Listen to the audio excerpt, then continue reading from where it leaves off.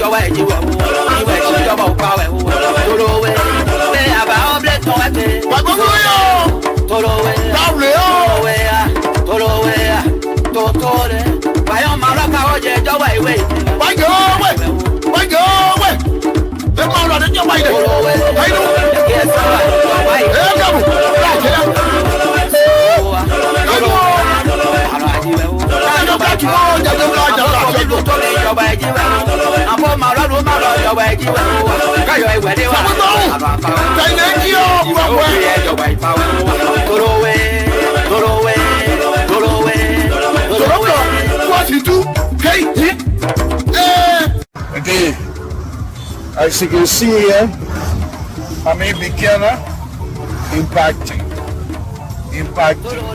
When they make big mark. See how it's working like this here? And that's small one. That's what we do. We talk, but we do as well. Okay? Again.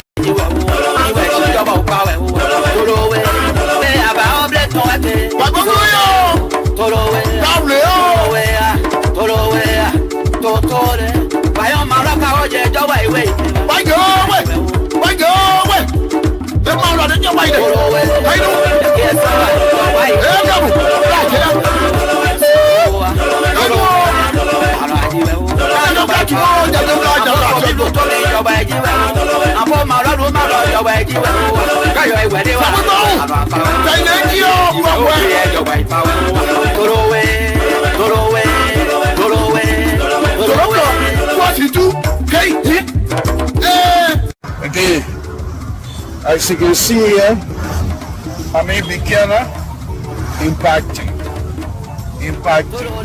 When they make big mark.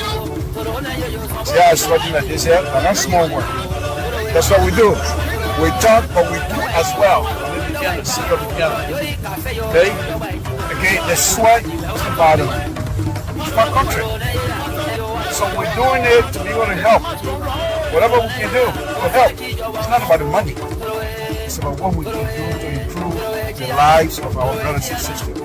This is the city of beginner. And they put in the sidewalk. Yes, I'm going to tell you. They put in the sidewalk. And I'm going to see one of the sidewalk. If I all do it. So, thank you.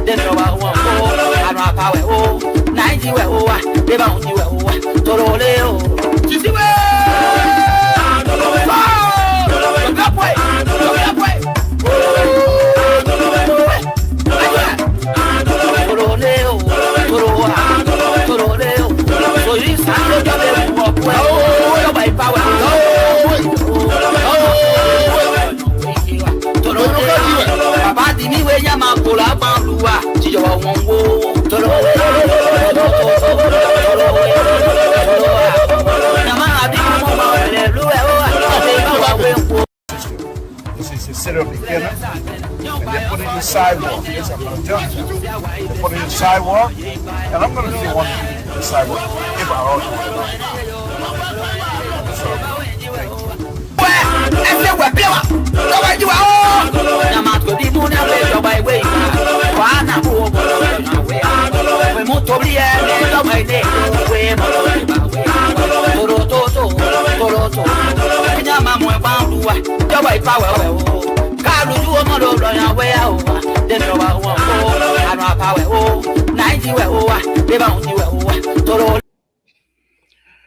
Good evening, folks. Samson told Liberal Public Radio. We're here again tonight.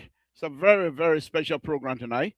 I want to thank all of you that are joining us. Please share this video to as many brothers and sisters as possible, as we're going to try to extract Fuhi. Fuhi. I'm going to extract all the knowledge out of him tonight. Y'all watch and see. He will teach you tonight. The man over there teaching other people, he will teach. I got him, y'all will know. And I'm playing with him tonight. Welcome, Samson to Liberal Public. We want to thank all of you again. Safety, Lord Jesus. We want to thank you for this wonderful, wonderful day. We want to thank you for everything that you have done and continue to do for us. One Lord, we ask that you continue to bless us, extend our life. We come again tonight, my Lord, to say and ask that the Republic of Liberia be blessed, that the people of the Republic of Liberia be blessed, the President of the Republic of Liberia be blessed. Extend his life, President Bakai. Whatever he touches, bless his hand. Whichever door he knocks, open the door in the interest of the Liberian people. We ask that the host country, the United States, be blessed. In Jesus' name we pray. Amen. All right, folks. But without going too far, let me bring my special guest here tonight. Sister Goya is my special guest here tonight. And I'm not inviting other people until later on.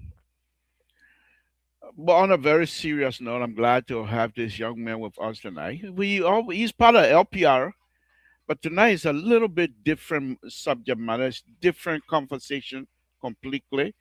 And so we are here tonight to extract seriously, to go into his knowledge.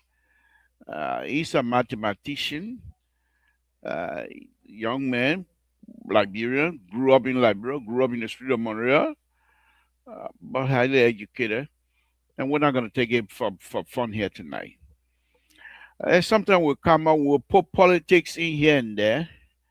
But I said we should have done this here last Monday, but it's just that we had some technical issues. But I said to join me tonight to talk about mathematics, the common application process, how this math business people go through. You when they say math, everybody's shaking. Even we the engineers said we're shaking. How is it that everyone else, in everything you touch on this sun, has a math component? How can we apply that into our daily, everyday lives as Liberians and even as human beings? And he's a mathematician. Yeah, he teaches math, and now he's moved up. He's in charge, but he will tell us what he does and stuff like that. So, say good evening. Thank you for joining me. Good evening, Mr. Toh. It's always nice to be on. Good evening to the LPR family. Been gone for a little bit, but Opa, has a way of calling me, and I can't refuse. So I had to show up back here. But it's nice being on. Thank you. Thank you. So, like I said, I've asked you to join us here tonight and have this conversation. I know it's this the politics, drug issue in Liberia. Some people call and say, "Why are you not talking about that?" But I thought what really pricked my interest on this is this. I was driving from work the other day, having had some information and things like that, and I was wondering everything that I do at work, number related, but we take that and apply it to improve people's lives. Then I thought to myself, well, even if you go and explain it, you're not explaining it real well. Call Sissy, like your son, call him, and he knows the thing. So I extend my invitation to Sissy. Sissy, thank you for joining me. Let's talk about math here tonight. First of all, could you introduce yourself with respect to mathematics and everything else, please? I know. First thing when I did this, I said this guy don't like to say as sweet. He uno chigi, he can't say as sweet. He want people to say very embarrassed. But I want you to help us out here tonight. I know you don't like to talk about yourself much, which is okay. But for me, I always say, Machiki, I sue you, I know everything and I know nothing. But people like you, the smart one among us, you don't like to show it. You like people to see. My Esther, thank you very much. Thank you for joining us. So please just introduce yourself and what do you do with respect to math and everything else in life, please. All right. Well, thank you. I'll try to be as brief as possible because I think we want the conversation to be more about the context. But sometimes people don't, they don't want to listen to you unless they know what you know. So I guess we have to, go through that little process. Well, I'm Sisi Goya. For me, this conversation is personal. I'm a proud product of Liberian schools, and my journey in began as a teacher in Liberia. I always tell people, in America, where when kids are of age, their first job is McDonald's and some of these fast food places. Immediately out of high school, my first job was teaching math. I was out of high school and started teaching sixth grade math. The next year, I started teaching ninth grade math, getting people ready for WIAC in Liberia. So I am a 15-year veteran of the classroom at Brooklyn Center High School in Brooklyn Center, Minnesota, where I also served as the chair of the math department for over eight of those 15 years. During that time, I did some work for Pearson in rewriting the new SAT, the math portion. So we were writers of the SAT, the Accuplacer, which is the college prep exam that folks take to go to most of our community colleges. I'm also a consultant and an item writer, which is the math writer on that piece. And then we got called to serve at the state level where I was one of the co-chairs that revised the Minnesota state standards for mathematics. And so all mathematics, kindergarten through, K through 12, that is based on the standards that get taught in Minnesota, was the committee that I co-chair, one of the co-chairs. Quite recently, until 4 years ago, I was in the classroom, but now I serve as the director of mathematics and sciences. I first started out just being director of mathematics for Minneapolis Public Schools, which is the third largest school district in the state of Minnesota, in its largest and most popular city in Minnesota, overseeing about 80 plus schools. So articulating the math vision, laying out a math vision for the school district, in charge of curriculum adoption and pedagogical shift and teacher training. And so I served in that role as the first director of math in the school district. And then 2 years ago, because of budget cut, we had to reorganize. And then as of 2 years ago, I served now as the director of mathematics and sciences. And so what that means is I oversee everything mathematics, K-12, everything science, K-12, including physics, biology, chemistry in the high schools, and earth and space science, and all of the other things from kindergarten through 9th grade. And I also oversee physical education, kindergarten through 12th grade. And I oversee health education, kindergarten through 12th grade. And I oversee swim. And so that is the role that I have currently. And up until 2 days ago, I got called by one of my alma mater, the university that I got my teaching license, and called me and asked me to serve on one of their boards for STEM for STEM education. So up until yesterday, I am now a board member for Augsburg University STEM program, where our charge is to ensure that we can recruit a lot more people of color, get them into STEM programs, and make the STEM program a lot stronger and a lot more viable. So that is me in a quick wrap up. Thank you. First thing that we want to welcome D Flo, just joining us. D Flo, thank you for joining us. I want to say here publicly, as a supporter of President Baka, I really do appreciate the way you take care of our old man. I appreciate that. Please protect him. Make sure that he's doing what he said he was going to do. We really appreciate people, because I watch you guys a lot, and I really appreciate when you go and talk to the old man and stuff like that. We appreciate it. Take care of him. He's our father. So, well, welcome Saturday. Thank you very much. Oh my goodness, we have some big personality here tonight. Glendy is here as well. Good evening, Mom. Thank you for joining us. We appreciate it. Sissy, let's go a little bit into this here. I ask you here not because I want to, but of course I want to show you off anyway. So whatever thing, all the other things, I don't hear anything about Town. How your map going to help Town people? I don't hear that one there.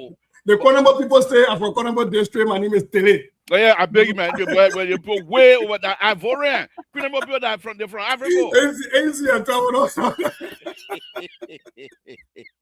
So these are my brothers and sisters who are very, I'm happy they have that. But thank you.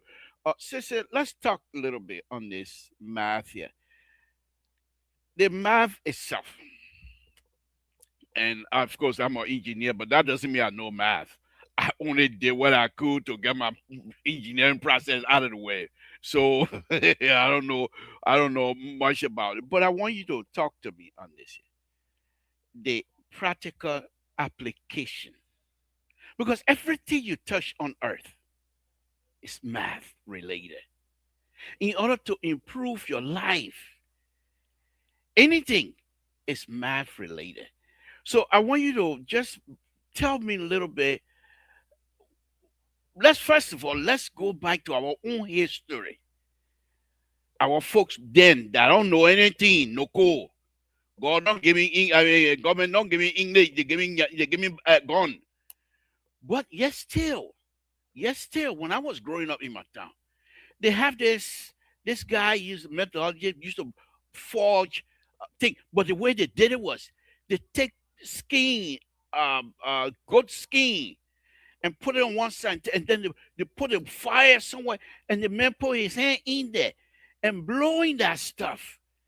But the secret, the old man, as an engineer, now I understand. You don't go there, you go boom that you're strong because you burn it. They have fermenter. When you look back on these things, you say, wow. So talk to me a little bit on that. How our people are able to apply those things to help us out. Talk to me. One thing I want to put in the space first is that, there's this myth that math is foreign. And all of my time in American public school systems, since I've been teaching, I've always been battling against that. Math is not foreign to Africans. Math is not foreign to Liberians. Our people have always been doing math. Now, have we recognized that? I don't think we recognized it. So Liberia has talent. Liberia has immense brilliance. I think the question is, how do we unlock the mathematics and lay it bare and try to shine the lights on everywhere it is, right? In the market, on the farm, in commerce, even when you get on the pimping from Pinsville to Joba Market, and from Joba Market all the way down to to the Congo Town and everywhere around there. When you're doing those pickup and drop ups, you're doing all mathematics. You're buying gasoline. You're doing mathematics, and so I think that has been a misunderstanding, and I think that's a huge resource that we have not unlocked. So you talk about our folks, for example. I always tell people I was born in Lofa County, and I watched. When I went back home after we moved to Monrovia, my father made it a point that every vacation when school closed, back then school closed in December. When school closed, I had to go back to Zolowo, to Lofa. And I had to go there. And I would sit around my grandparents. And so it didn't make sense to me from the beginning. I didn't appreciate it from the beginning. But fast forward to American schools, when I start to talk to folks about standards and training people on how to teach mathematics, and we start to look at decomposition. We all did this in elementary school. You decompose a number, and somebody tells you, I have 125, and you say, I got 100, right? 2 tens and 1 5. That's how we broke them up, and we call them, unit, tens, 100,000, place values, whatever you want to call it. And then we went down to further decomposition and say, if I have 100, I can break 100 into 4 25s, or into 5 20s, or into 25s, or into 10 tens, right? Or into 100 ones. I'm saying this because I want folks to remember we did all of those in schools, and we do those things in Totown and in Zlo and everywhere else, but we don't realize that our people do that in their head without using a calculator. So I'll give you an example. My late grandmother and many other grandparents will go to the market to trade on market days. And in Loma, we have something called Sini. Sini means 20. Almost sounds like the battle, right? CD. We call it CD. Okay, so you see, so as we talk here today, we'll start to see commonalities across Liberia. Senegla, 1 Sini is 20 cents. In the Bible, they say 1 score, right? 1 score. So 1 cent is 20 cents.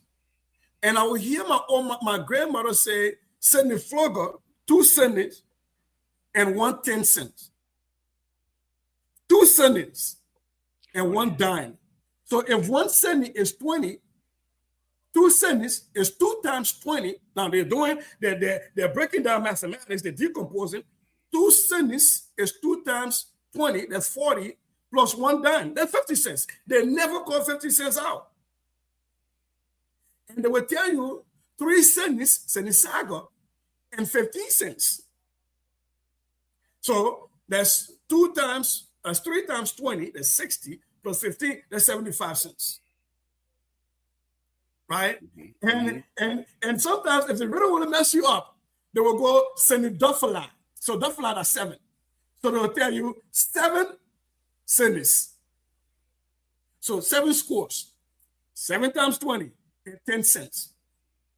So 7 times 20 is 140. And 10 cents is $1.50. Right? And they did not have calculators.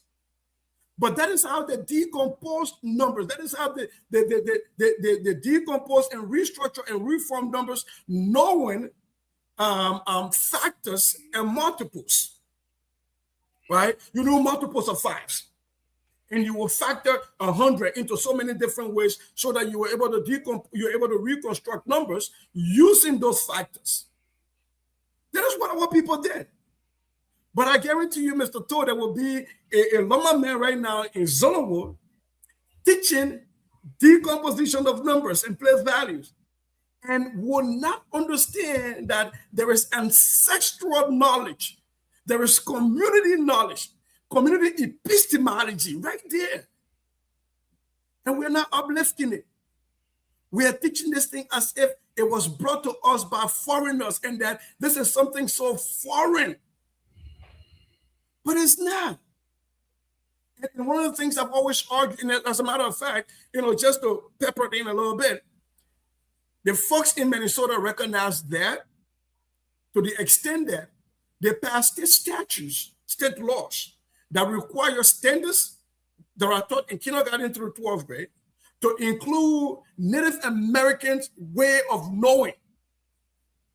So I had to learn how Native American people count, how to do things. So that we built that in because people understood that before the coming of Christopher Columbus and his cousins, there were people on these lands, and those people had a way of doing mathematics and sciences and everything. And they understand that to ignore that has meant that we've been playing with not a full deck of cards.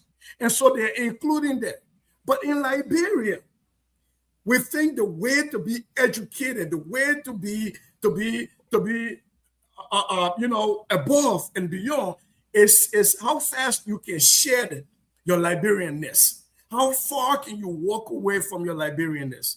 So when we talk about mathematics, I think the problem is that we've managed so much to take away the modeling, mathematical modeling, the application of mathematics, to the point where you and I talked about this the other day, that there are smart students in Liberian schools that will find any X, give them any X, as long as you're giving them naked math, right? Naked math is stuff that is not in context, right? I said 3X plus 5Y is equals to 7, and you solve for it, and there's no context. Right. That's how we teach math in Liberia. But when you add a context to it, and they walk in the market ground, and they see the same X, yes, they don't recognize that X. Mm-hmm. And I joke with you, I say it's almost like these days dating somebody on Facebook, right? They have their profile picture. That's what you know. And you see them in real person, you don't know them because they don't have the makeup, they don't have all of the, the manipulation that's been done with the phone apps, right? And that is what happens sadly. As I was preparing for this, I was thinking about applications, and I said, let me just talk about, for example, something that we see that most people, and then I'll let you ask more questions, but that most people will see in a Liberian setting.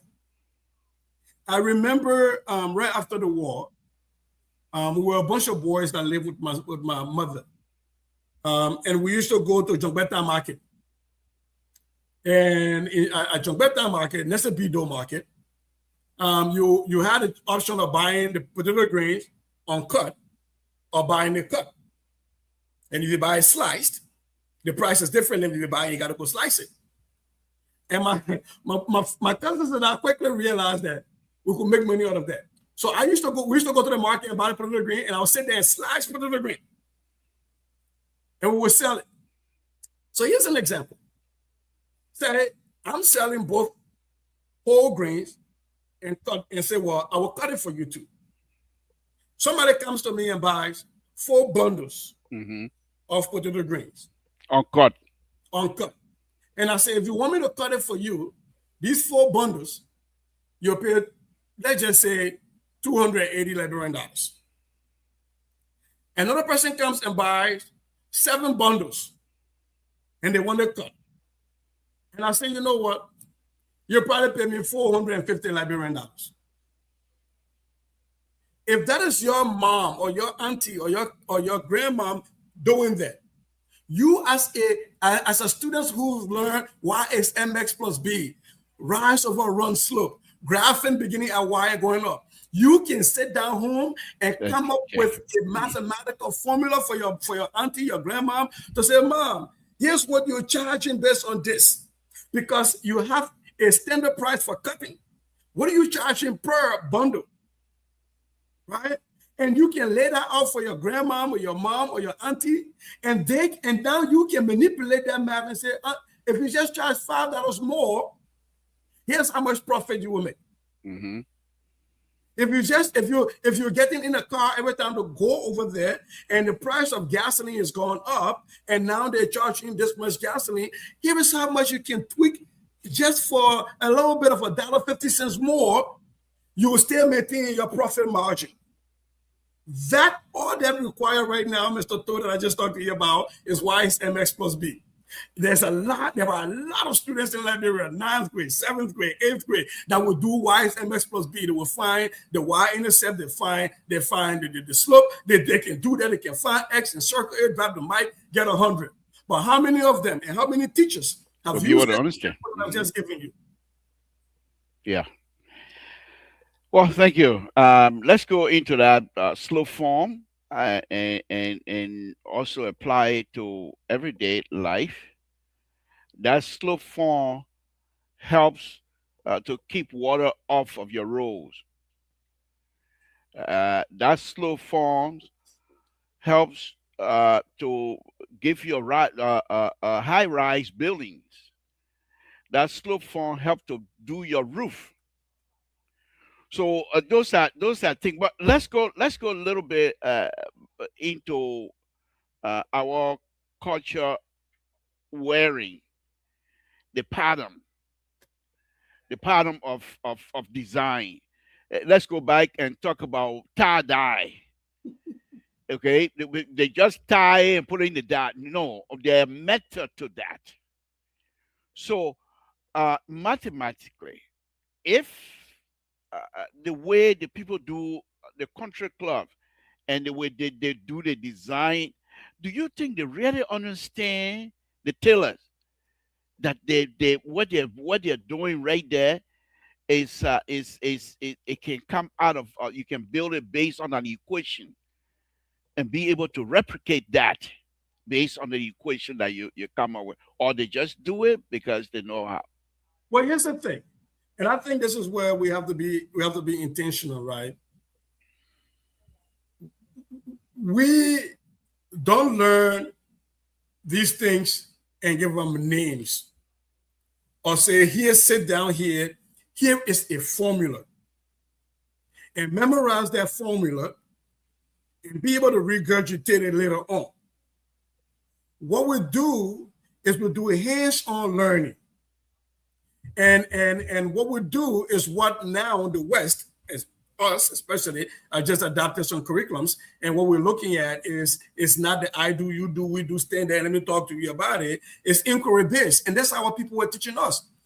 Mr. Toy, if you bought a cell phone right now, an iPhone, and give it to one of your younger, nephews, nieces, or children, how many of them can find the what's the thing that accompanies the phone on how to use it? None of them. Nobody reads that. They figure it out. They figure it out by getting into it and working with it. And that is why when you talked about that bellow, blowing the fire at the blacksmith kitchen, you got told, you learn around that. It was not a formula, right? And so that, I think, is the problem that we have when we say our people knew math. Most people who don't understand what a mathematical thought process is automatically goes to finding X, circling there, having a formula. And that is not mathematics. Mathematics, to its bare minimum, is the study of patterns. That's what mathematics is. It's the study of patterns. So you talk about patterns, castellations. We call that in geometry, right? You copy, you paste, you copy, you paste. So that there is, if you looked at it, you can take one piece of that. It is a replication of that one piece. So it's almost like a cell biology. One of them is just replicating over it, right? And that is what people were doing. These country clubs, you're talking about that. I was looking for one of my country clubs right here. Because I remember my grandmom used to plant cotton, and they would get those cotton and they would weave them. And in their mind, they will lay out the design that they want. And based on what design they want to come out, that's how they arrange the weaving stuff. If you think about that, they are technically laying out a function machine. Yes. When your kids are in high school, when we teach them they welcome in, but I want my function machine that we go right. So we're going the function machine come out, I eat it. That's it. That total function machine. Because you're looking at that. For example, they say you're killing me. Wait, We'll stick on the simple piece. We talk about, the linear equation or the linear function y is mx plus b. They realize, for example, if my slope is positive, if m is positive, maybe I get this design, but I don't want that design. I want a design coming down this way. So I change my m so that it's negative. Right. So I get a different output out. Right? And if I'm using more than one thing and I want to draw a bunch of parallel lines, what they do is they make sure that they keep the slope the same. The same. M equals 0, yeah. And if they want them to intersect, then they change the slope so that they're inverse opposites. And so they intersect. And you will find those intersections in the lines everywhere, making 90-degree angles. Or you will find them parallel, never touching. And by the way, the reason they're parallel is because the slopes are the same, and they start in the y-intercept. And that's what our people understand. They don't call it slope. They don't call it y-intercept, but they know that if I want a different output, I have to change this machine because it's a function. A function is only a function if every input has a unique output. If the machine, regardless of how I do it, is just creating a bunch of random stuff, then it's not a function. Our people know that. And look, and maybe there are people right now in our villages watching this, or they will go to their villages. Here's one thing I want you to do when you leave the congested city of Monrovia. And don't go even in your town, because I know most of the towns now are congested. Go in the village. Stay far away and look at the pattern of how the village is laid out. Right? That's urban mapping. Planning. Urban planning and mapping. I remember in my village, we always let the center open. Right. That's where the kids play. You had a house that people slept in. You had a kitchen that the cooking and the rice were kept above. You had the next house, the kitchen, rice above. Next house, kitchen, rice above. Then it is a pattern. And we studied that in advanced mathematics. When I went to grad school doing math, we studied that in tessellations and other stuff. My village, the thing my grandfathers were building, that is graduate level mathematics. Yes. But I guarantee you, Mr. Toh, there are a bunch of Liberians who understand that, who know tessellations, that can talk about it inside out, can write a dissertation on it. But you get them to the village, they won't recognize that right in their faces. You give them a country club, they won't recognize that right in their faces. And I think what Liberia has is we have an abundance of opportunities of mathematics happening in so many places around us. So many places around us. And I think if we want our students to start to experience mathematics and understand mathematics and so that our system is helped and that we move forward, we have to learn to start to teach mathematics in context. This naked math does not make sense. 5x plus 3 is equal to 7 unless x has a meaning. It doesn't make sense. So let me ask you this.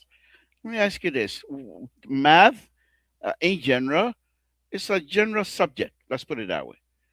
But what you're suggesting, do we go still and teach this in the villages in English? Or do we ask our people who's going to teach it in a language that will be a little bit understood and be able to apply that in their knowledge?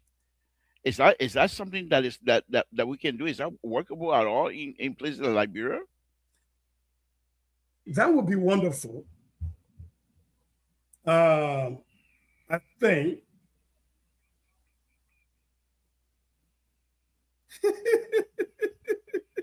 little people. that would be wonderful if it were possible. But I think sadly, a lot of our traditional languages are dying because in order to be looked upon as civilized in our Liberian setting, sadly, you have to divorce yourself from speaking your tribal language. I know people call it that thing. I know I've been in America over 26 years. I still speak Loma. I can still read Loma. And I get home when I speak Loma, people say, you still speak that thing? I go, yo, man, I don't know what you call that thing. But there are people who were born in Lofa County that don't even speak Loma. Still living in Lofa County. Right? As a matter of fact, the man would take Flomo, the name Flomo. And because he wants to run so far away from being an indigenous Loma man, he called it Flomosin. They added an so on it. Right? I know most of my buddies, I know a Gavlor sin. Right? When did a Gavlor become a sin? A Gavlor sin. Right? But back to your question, I think though, I think beyond the language piece, it's not past yet that I know the Native American tribes here whose languages were dying and they're reviving it right here in Minnesota. Right, the Ojibwas. And in fact, you watch the Code Talkers, for example, the American Indians from the Navajo Indians and all those people, they're reviving their language because what colonization did to them, what American boarding school system did to them is similar to what happened to us and what we're doing to ourselves. So it's not late. But here's what I can say that we can start from. Just recognize that there is mathematics in your culture. And elevate that and highlight that. That is not telling you that you don't speak English in teaching it, but that gives value. And what that does is align community with school. What we've done in Liberia is what happens in America. And America is changing from there, but sadly, Liberia, we're not changing from it. We isolated and we separated school from home. I said the child coming from home, coming to me at school, when they get in school, they shared their home. And so we never connected school with home. We never built that bridge. And we got our butt kicked when COVID came. And we said, now parents have to teach their kids. And they're going, I don't know what you're talking about in school. You never brought me along before. This is not a partnership. I you know what I do? PD sometimes for teachers, I talk about how there are Liberian ways of solving fractions. There are African ways we learn how to solve fractions. And one of the things that bothered me was I will get some students will go to school with an answer that is correct. But because the teacher did not understand the process that the parents use, so get that. Will say no, it's wrong, and do it my way. And that child goes back home to their parents and say, you see, we're not doing it African way, your African math or your Liberian math. That's how we learn it here. And then you diminish the opportunity for their child to learn and value their culture and also value the learning of their parent. And so I would tell my teachers, take your time. Look at the underlying fundamental mathematics. It is the same. And if you don't understand it, ask a child to show you how they got to it. That's how you validate cultures. That's how you do the work. And so to your question, one of the things that I'm working on as a project, and I'm hoping to one day, I'm too lazy in publishing stuff. Math people who don't like writing a lot, except for Dr. Toto, who's publishing books all over the place. But one of the things that I've talked to a lot of tribes about is the way we count. The way we count. And Mr. Toto, when you see commonalities, just jump in and share your commonality. The Hindu-Arabic number system, which is what we use right now. The base 10 system, the counting system that we count. 10 digits, 0 through 9, and all of the numbers that exist in that system can be created using those 10 digits, 0 through 9. Mm-hmm. And technically, the number 10 does not exist in base 10, just like the number 2 does not exist in base 2. There's no 2. No 2, right? Yeah. There is 1 0. For those of you that do binary. That's logic now. Logic. And that's base 2. I'm saying this and I want people to listen. There is 1 0 because that's base 2. There is 1 1, that's 3. Technically equivalent, right? In base 2. When you go to base 10, which is the number system we use, there is 1 0 after 9. Yeah, you're done. And then the next one, there's 1 1. What we do is we wrap around We count to 9 and say, okay, now we've reached our limit. The next number that comes, we have to now make sure we break it down into base 10, just like we break stuff down into base 2 by dividing by 2, we divide the numbers by 10. And so the next number, 10 divides that number, 10 goes there one time, remainder nothing. That's 1, remainder nothing, 1 and 0. That's a 10. The next time, 10 goes there, remainder 1 time, remainder 1. That's 1, left over 1, that's 1 and 1. And we go on and on and on and on. And then we keep, because we're intense, we keep that all the way till we get to 99. When we get to 99, we recognize that, we're running out of rooms. Now we have to shift one space, place values. Now you have 100. I'm saying that, and I hope it's not technical. So let's go to Loma. In Loma, when we count, we start initially by basing it on 5 until we get to 10. So when we say gla, that's 1, fluga, saga, nanga, dolu, that's 5. In pele, it's tan, pele, hawa, na, nolu. So dolu, nolu, 5. When we get to 6, in Loma, we say desta, we say 5 and 1. 5 plus 1, that's 6. We say dofala, for 2. 5 and 2, 7. 5 plus 3. It's almost like you're counting in the Roman numeral system. You get V1I, V2I, V3I, V4I, right? VI. But for us, I don't mean to interrupt. For us, that happened after 10. That's what I'm getting to. So the Loma people and the Pela people, so Pela will go down, Vele Hawa na Nolu, Mena, 5 and VI, Mevela, VII, Mehawa, VIII.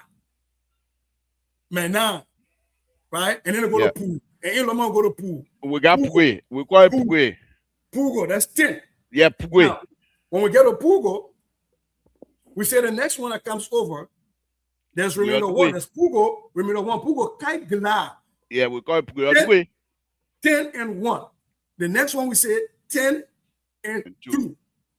10 and 3 left over. 10 and 4 left over. We do that till when we get to 20. We then have with our song. That means 1 hand, 2 hand now. and there you go. Because if you remember the Egyptian system, right? They have things to represent certain things. That's what we do in Loma. We say 1 hand is 20. Yeah. And now so 2 hands. 1 hand is 10, and we go for 2 hands. Yeah, and then everything after that, we're using hands. We're using multiples of hands. Right. 3 hands is 3 times 10. That's 30. Yeah. 3 hands remainder 1. 3 hands remainder 2. That's 32. 3 hands remainder 3. That's 33. We do that until we get to 9 hands remainder 9. So why these people think they're better than their sister? Why do we feel that if your sister? Because we're much more, and these are things that was happening way back before some of us was even born. So we get there is 9 hands with 9 left over. So that's 10 times 9 plus 9. That's 99. So we have the same conundrum that the folks using the Hindu Arabic system had. Now we got to shift for a place value. They went to 100. We went to a head. In Loma, 1 head, Wungla, is 100, because the head is the biggest part of the body. And when we did our number system, the 100 was the largest. So then, if I have to decompose 125, like I did earlier in the beginning, and say 100. 2 10s and 5 1s. If I have to decompose that in Loma, I say 1 head, 2 hands, and 5 pieces. So if our people understand that, and they can start. Now let me show you a little fun about the same thing you're talking about. The way our people count 100 instead of calling it head. Because most of our people were just warrior. So when they say head, maybe somebody will go and chop somebody's head up. So they call it fly. Oh. Fly. Yeah, they call it wuru. You know, that means 1 fly, because they won't say dru, they say wuru. So you don't go and pick people's hair and can't say, yeah, 1 hair. They don't want a collection of hats, right? But no, you sir, know, this is some of the things, some of the reasons why, and like I said, I've talked to, I got a lot of Crown friends, so they've talked to me about how you count in Crown. Some people told me it's similar. I've talked to some crew people, it's similar. I talked to the Loma people, the Pela people, the Madingo people, it's similar. The Kismi people, it's similar. And Mr. Tour, if you lay this out, I will guarantee you, in almost all, if not all, of our tribal languages, the way we count will be similar. So here's my question that I always pose to people, and this is my. Before you do that, let's go a little bit, and I'm not trying to disparage our sister here or trying to talk bad about it. But why is it that when we were growing up, first thing they tell you, you get in the school, don't speak Crown this morning. So they expect you to count, but they don't associate the way you count back home when you go and count the rice or how many bowl of rice you want to eat. You can count it in your dollar, but when you come to school, they want you to count in English without saying, the same thing you are counting the okra, you are counting to it's the same thing here, 13, 12, 13, 14. Mm-hmm. You don't nobody associate those things with any of that other stuff. And I think for me, this is where they were missing a lot. Mm-hmm. Because we can't say we have a dialect, we have a culture which thrive on itself, survive all these years, and without a speaking language among the community, they won't be able to understand each other. And they use these tools to understand each other and be able to survive and do business. But when we come to school, we say we shared all of that. Let's pick different things. And because of that, I always said that African were some of the most smarter people that you have to. Some of us, when we speak, you first of all got to speak the Crown first. Then you say, okay, go that way in English. I mean, a split second before you realize it, and you will find out that some of us, when we speak English, we speak in pure Crown. Mm-hmm. But the point that I'm making, Sissy, is I think the disconnect, as somebody stated earlier, is too profound. And I'm not too sure what would be the fix on that. But go ahead. I when I talk to people about why there is so low a patriotic spirit among us Liberians, I always point to this situation. Because it took me going up to grad school mathematics and to be able to start connecting in my own brain. One day I'm just sitting down and I'm solving problems just on my own, just to exercise my brains, and then I started to think about stuff. I lived with my grandparents for a long time. I went to Luffa for vacation all the time. We come from Cathedral, and when school closes, we go to Luffa County. We stay there throughout. D-Flo's a cousin. We're all from the same town. We'll go and stay there. We play soccer together, and then we'll go back to Monrovia in February. We help with the farm and everything, and then we'll go back. And at no time did any teacher in Liberia, whether in Luffa County, or when I went to school in Bon County, or when I went to school in Tottenberg, or when I went to school in Monrovia, at no time any teacher, any of my math teachers, ever hinted that there was a connection. I got a full bachelor's degree in mathematics, didn't see the connection. Went to grad school for mathematics before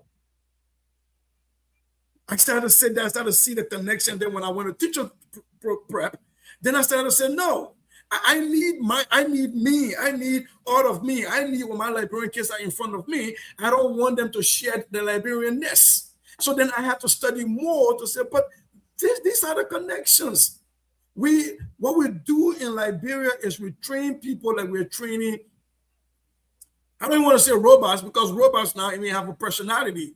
We want to divorce the person of their personality and take off everything that they come with before we teach them. So you go to school, even in Zolowood, in Luffa County, you will go to the campus, wherever is speaking the Loma, right in the village, right in the town, you go to campus, they don't speak Loma yet. So if you can imagine now, what I've just told you about my grandparents decomposing numbers when they were buying stuff in the market.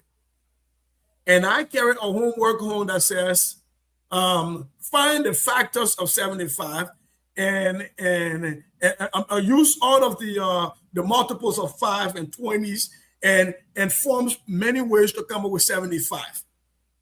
And I took that to my grandmother and I explained it to her.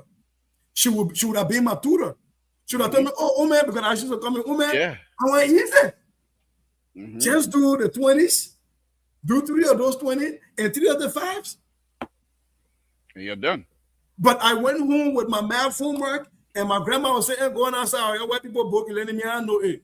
And I would sit there and struggle. Behold, behold. Not knowing behold, she knows.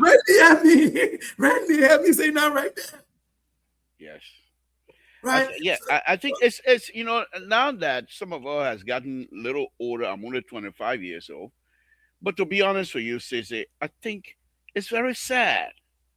It's very sad because to educate for me, not only to train, but you have to explain to them for them to take ownership of it. And one of the things that I thought we're missing out on, for example, back home in the countries on the country during the interior side, you got kids in the money. They go and drive birds away. What do they use? They use sling. And what do they do? They put it over their head like that. They got a force until they can come up with a specific speed, and they let go at a specific direction. That's math. But when we go to school, they don't tell you that one. When you don't even mention that. Trigonometry. And that's it. It's wow. It says we're hurting ourselves until we can get by, because every tools we need for people to understand mathematics, they're right there. You don't need a book for waiting until the book come from America. And then that's what I said. We are rich. Mathematics is everywhere around us. In Liberia, we have that. We actually have that leverage. You talk about a sling. I always tell people that we have this swing bridge. I don't want to call it monkey bridge because it's a little bit. The reason for that name is a little bit derogatory. But a swing bridge. It moves like a pendulum, right? We do that. We suspend a swing bridge. Right. The people in the village by that swing bridge have been keeping in their minds, yes, for a long time, over the years, how high the river crest. When was the last time the river crest was the highest? And they can tell you when you're building that bridge, bring it up a little bit more or bring it down, because based on seasonal patterns that they've observed, yes, year, we will not have, the next 2 years, we will not have flooding, so it doesn't have to be that high, or you got to raise it up that high, because what we see coming is it's going to be flooding. That's data science. They have kept a lot of data. They have calculated outliers. They have calculated what a statistical median would be, and they've done a Z-score analysis and told you that with a 94% certainty or a 95% certainty that this water will crest, and if it crests, give us how high it's going to go. And you build that swing bridge. There's never been a time that the water's going to enter that swing bridge. I don't mean to interrupt. So back in, I believe, for 2018, I was at that time engineer now. So I went home and I was looking at the bad road at that time. So we got to this one village in my country, between Zole and there's another village, and they have this bad river. The bridge itself was scattering all over, erosion. So I said, but why did people didn't see this? One of the old men had a color like that. He said, we've been telling the people a long time the water went go everything. They don't listen to us. He said, you see that tree over there? He said, come with me. I got out of the car. And, way up there, there's the mark of a higher level when it rains, where the water can stop. They have paper. All you have to do is say, talk to the people. They will show you. But we think we know. And you put this in that when it rains, the rain tap over it. Yep. The water tap over it, because we're not listening. So this is very interesting subject matter here tonight because for me it's important to how these simple math are applied. For example, I did calculate 2, 3, 4, whatever you want to talk about. But since I started doing rollway, I use calculator you. But everything else that come with that calculator is being applied every day in on my job. When you take the slope, it's part of that. When you take the radius of a curve, it's part of that. But do we understand that? We're waiting for the book first. So I'm not too sure how do we fix it. You got the people with PhD, but when they go back home to see the simple application, and this is where I have respect for the people for me, both people in Liberia that love I don't call it Kima County, then Alofa County, then Nima. We the proof granted then we're way behind. And the reason I'm saying this is on a very serious note. The people from Kema and I respect also from people from Alofa, they can stand. The both people they have the ability to stand and speak to somebody no go, and the no go will understand it. The same person can stand and speak with PhD. That's for me. That's a hallmark of an educated person. Okay. Now, tabula rasa and all they don't know anything. But yeah, let's talk a little bit about now with all of these things. How do we apply this to our daily life to improve ourselves?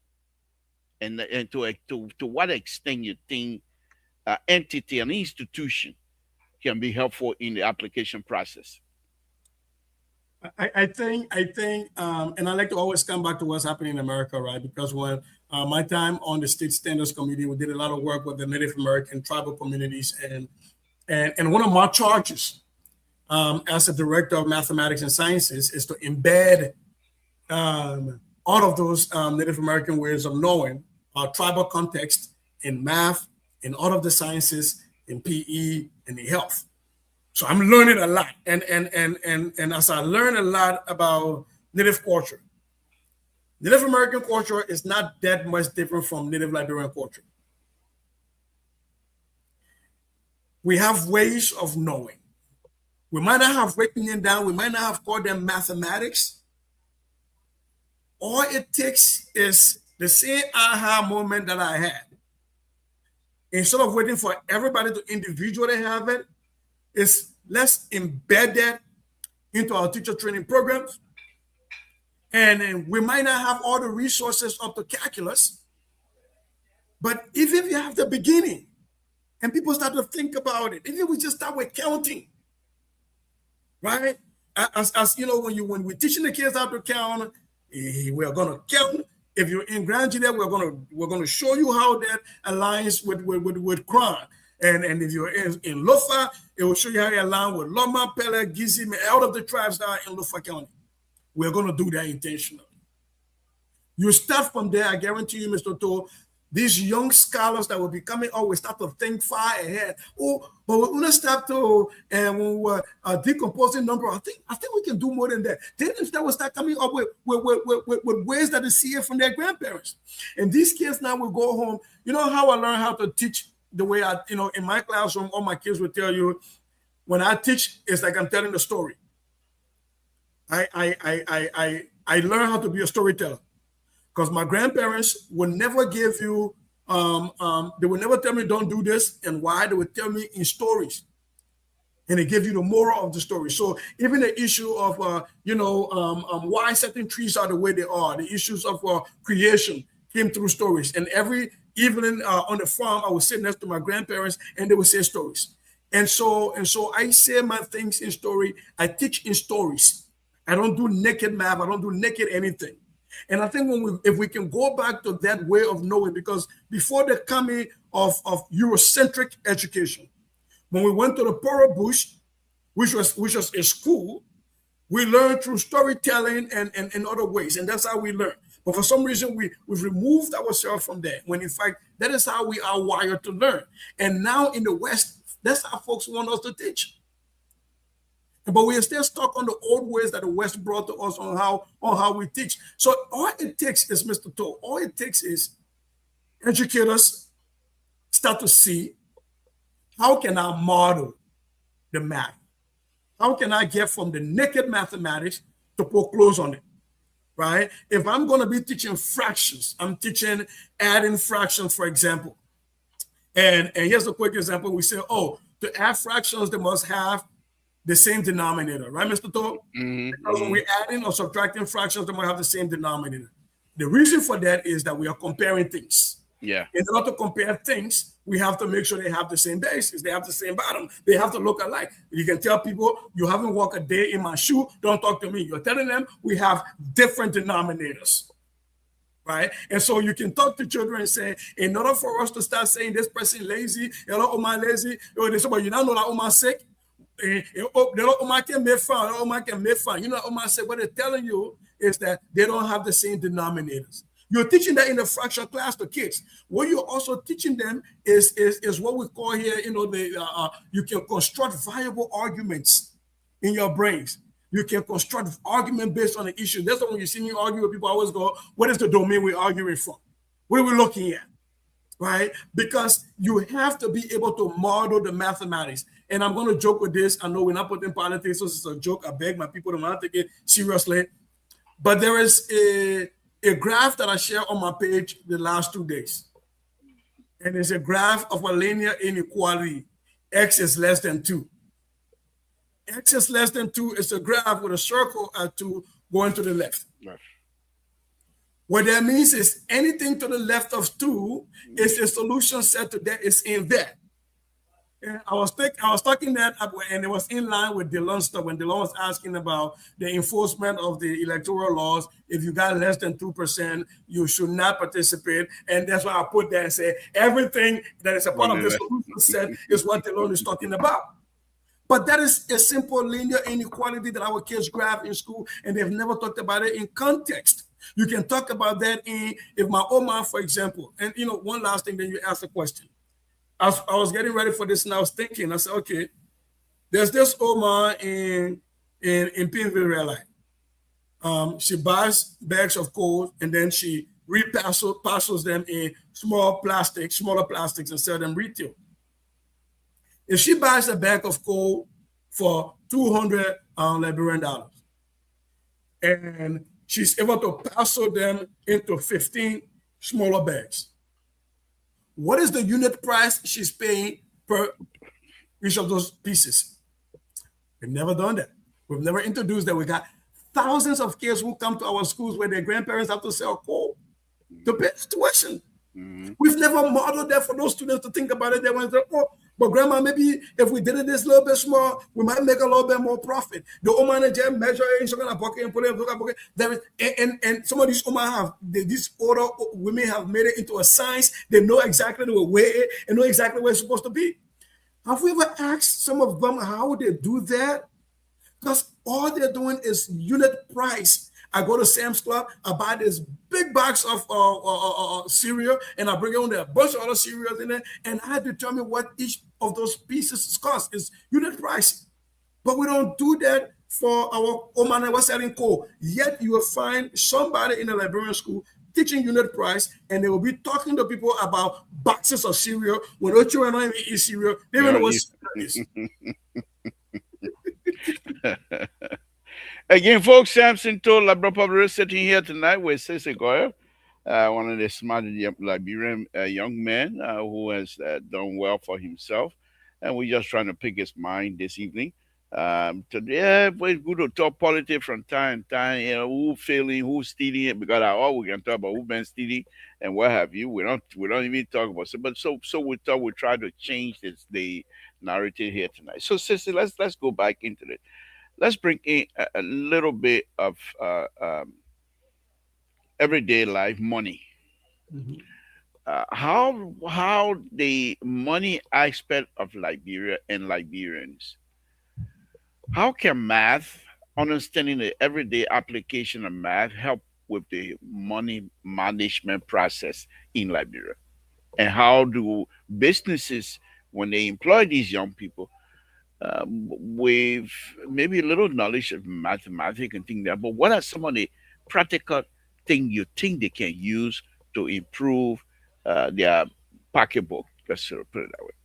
So one of the things we've done in Minnesota with the 2022 math standards is we put context.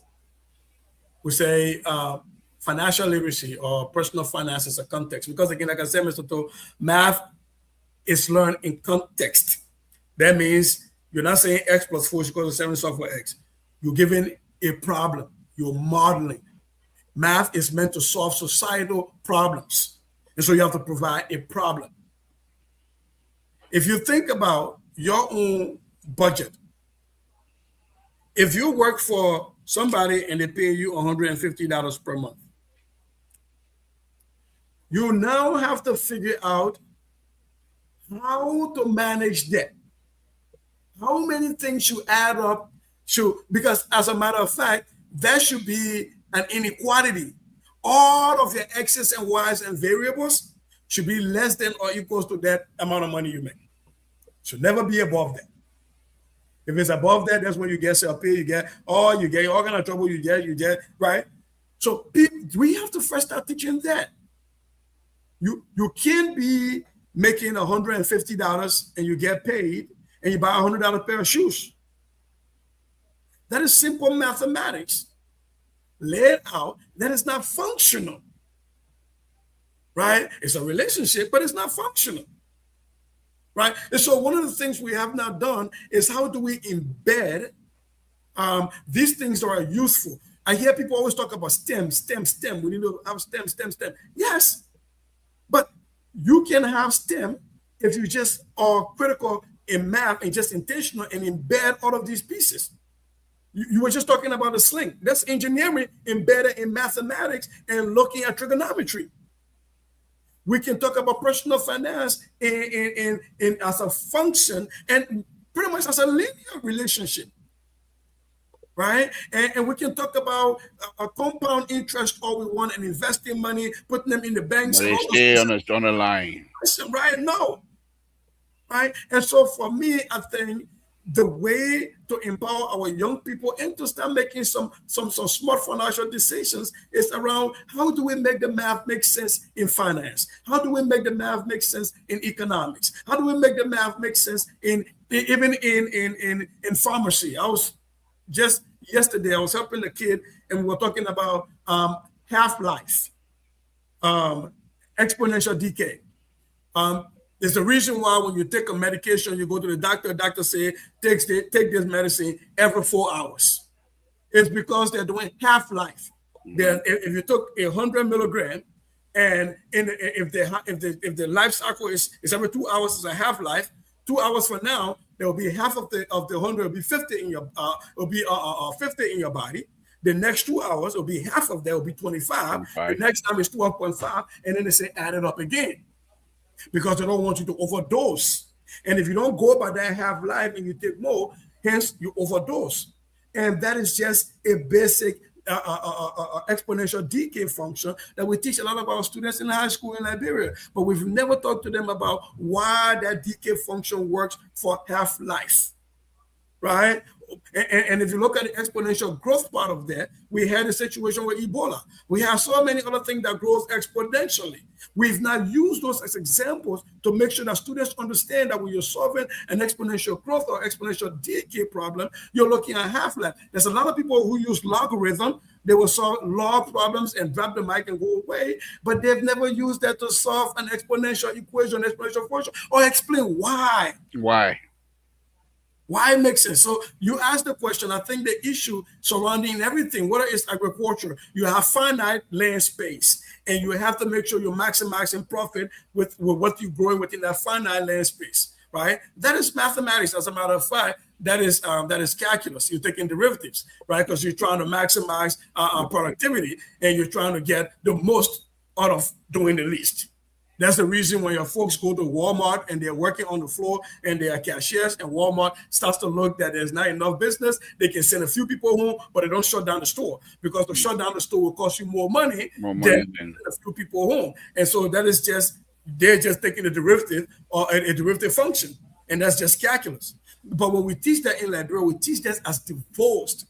And I know when I talked to you the last time, I was talking to you about one of my old pops, to be agriculture professor, and I was joking with him one time. I was in Liberia. I said, how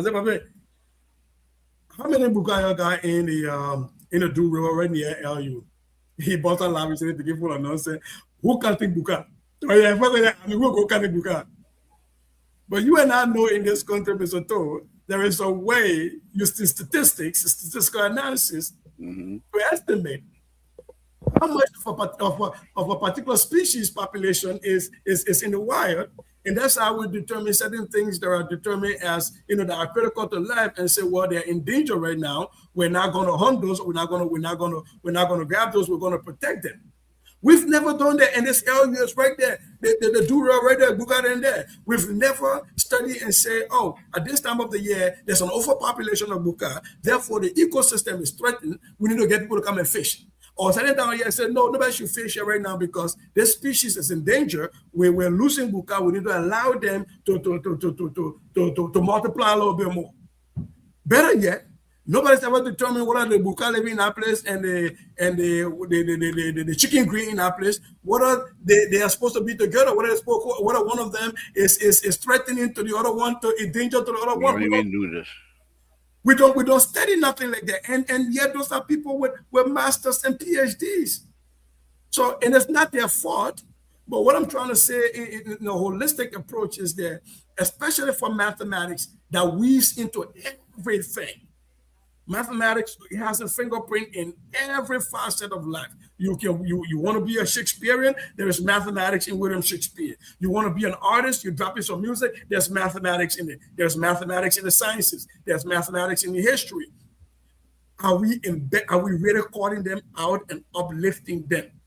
And because we don't do that, that's the reason when somebody says, oh, the guy's a mathematician, people just assume all you know is how to find X. I've had so many people tell me, oh, that politics, sure, it's not math we're doing. And I just said, that's another thing. I said, if you understood the mathematics habits of mind, one of them is that I can construct a viable argument and I can critique the understanding of others. That is a mathematical way of mind. And so when you're arguing with me and we're talking about politics, I am constructing viable arguments and I'm critiquing yours. And I'm telling you, this does not fit in here, because when you say your thesis statement, I look at it as a function. And anything else that comes out, I said, that is not an appropriate input into this function. Therefore, it doesn't make sense there, right? So we got to look at it that way, right?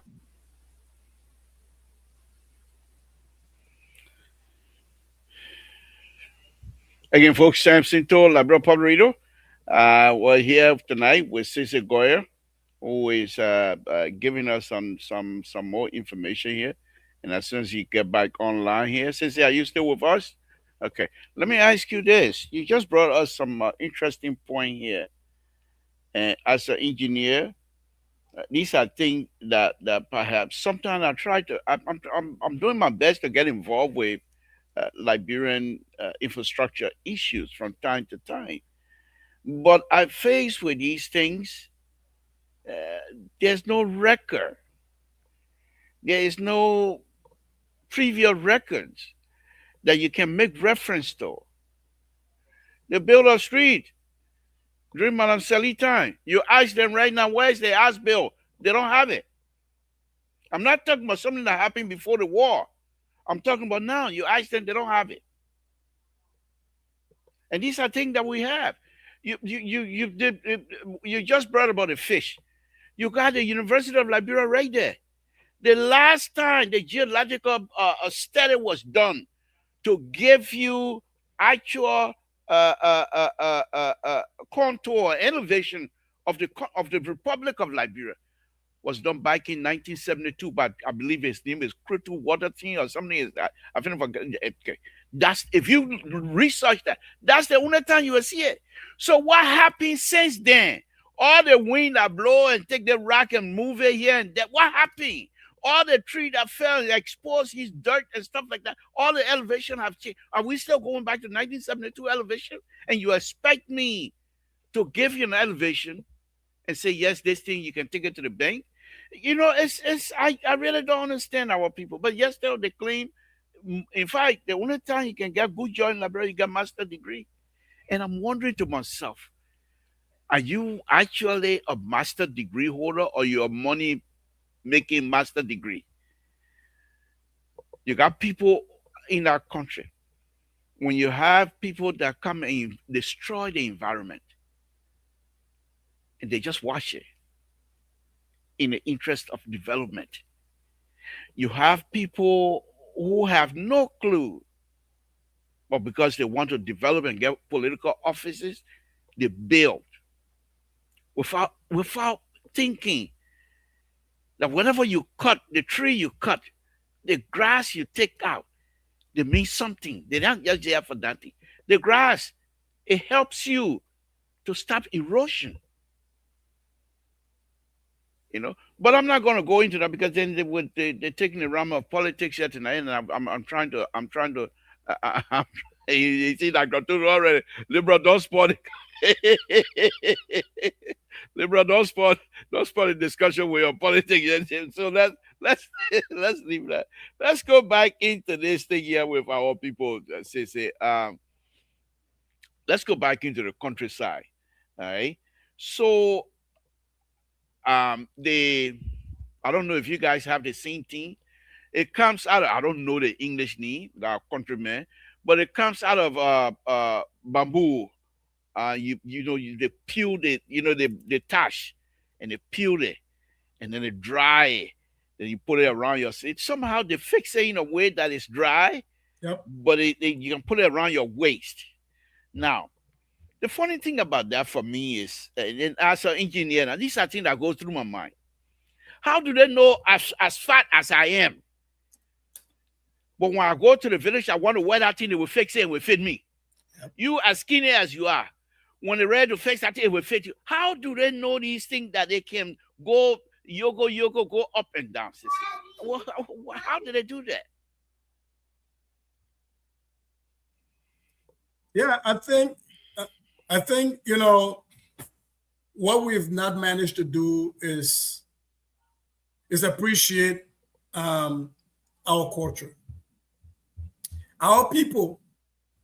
If they tell us, I know in a opportunity when they measure you and we sew country cloth for you and they fit you. Mm-hmm.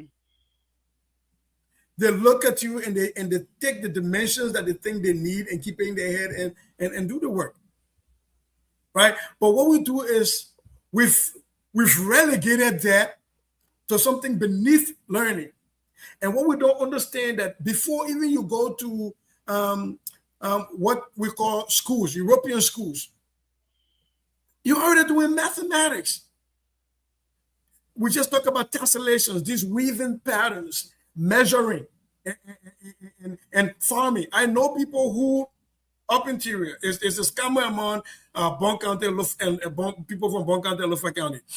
We'll make a farm and we'll measure the farm not in terms of acres or hectares, but in terms of how many tins of rice can fit on that farm when we plant the rice. So we measure the rice, the seed rice in tin. Mm-hmm. It's almost like a 5-gallon kind of thing. Mm-hmm, mm-hmm. And you ask somebody, how large is this man's farm? They say, oh, it's a 5-tin rice farm, or it's a 10-tin rice farm. And when they survey, when they before they make the farm, when they go to survey the boundaries of their farm and how much land they're going to need, they can ask you, how many tins of rice do you need on the farm? And if you tell them, they can survey the exact plot of land that you need to clear to fit that exact amount of tin of rice. That is geometry, that is algebra, that is all working right down there. Right? And so people have always been solving problems, and in problem solving is mathematics. And looking at a pattern and say, that happened last day, it happened a year after, it happened a year after, therefore don't do it again, don't do this way. Our people are used to that. That is pattern recognition, that's mathematics. As long as we are not having our children to connect mathematics to their life, then it's just become memorization, Mr. Toll. And that is why I remember when I was in cathedral, we used to stand in line for the beating and the turntable. And it would come 5 times 8, 7 times 2, lightning round. And if you don't get it, if, for example, you were asked 2 times 5 and you didn't get it, and it came to me and I said 10, I have to whip you 10 latches. And so we know. They did that kind of thing in cathedral too? Oh, yeah. I thought cathedral civil law. I thought that was only happening in total. No, you got a civil law beating. So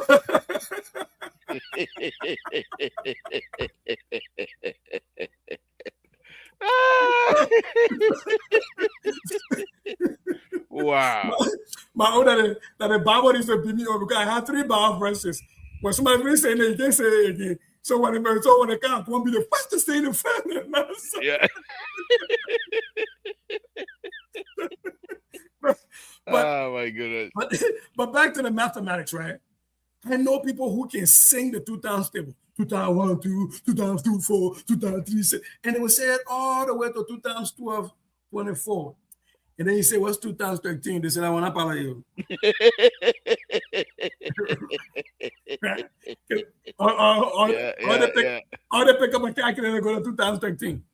The reason is that we didn't connect a pattern to what we're doing.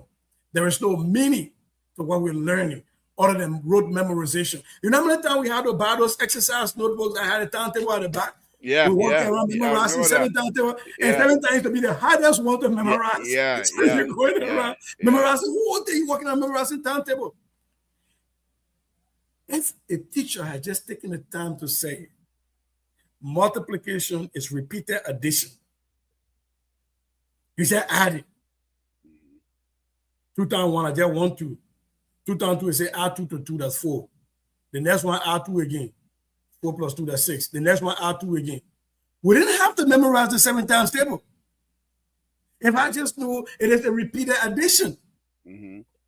But you will have people who would know that, and you will ask them, what's 12 times 5? Yeah. And they've never knew how to use it because it is wasted knowledge. I don't even want to call it knowledge. It's occupying a space in your brain that is useless. We didn't need that.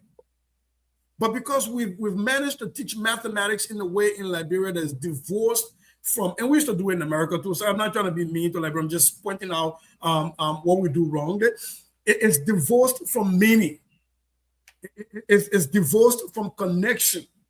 And so then folks memorize. Right. And when you memorize stuff, you can't quite use it, Mr. Toll. No. Because you don't know what the parts are. I see you working on a car quite often. You fix cars. Have you memorized that? You want to know how to fix one part. I don't want right there. Damage, you know how to do it. When you memorize, you know that one side to go with. I know people, my age mates, who memorize equations, so many equations in their brain. They memorize so many mathematical equations in their head. And sometimes when they do that, to do, why did you memorize that, man? Yes, how you can just derive that from right here. But it is what we do in Liberia. And so then people don't see the use for mathematics. And so then people relegate mathematics to 2 things. It's useless, and people who study it, they're really, really smart. And that is not the case.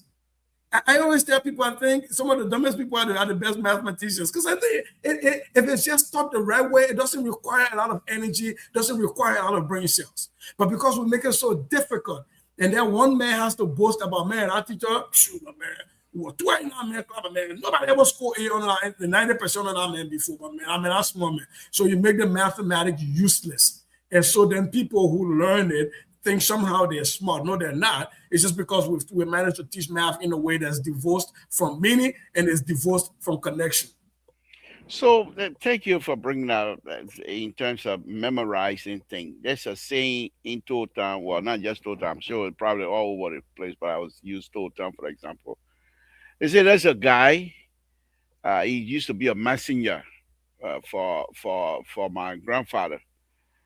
But they would tell him to go arrest people somewhere. But in order for him to go arrest these people, he must know their names. And he will memorize the name. So when he going, and they said at one time he was his job was to go and arrest the chief, and they were going to pay him a lot of money. So he memorized the chief name. And as he was going, he stumped his toes.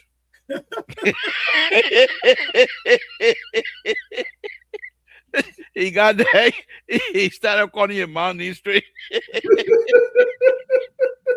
But later, as I got older, when my father started telling me, he said, "You know what those stories for?" He said, you don't just get up and try to say, "I'm going to memorize this," thing like that. You pick up something that will bring that memories fresh to you.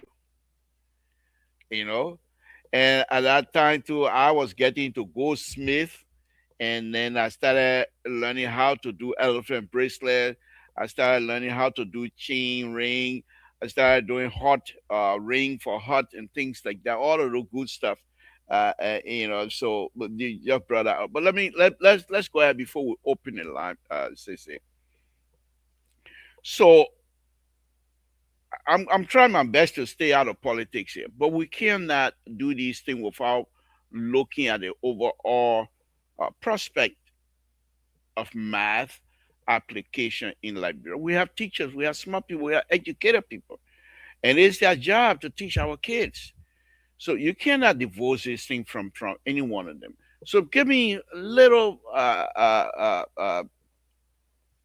problem solving issue that perhaps you think the highly educated are unable to apply that in our school today. Then we can open the line, please.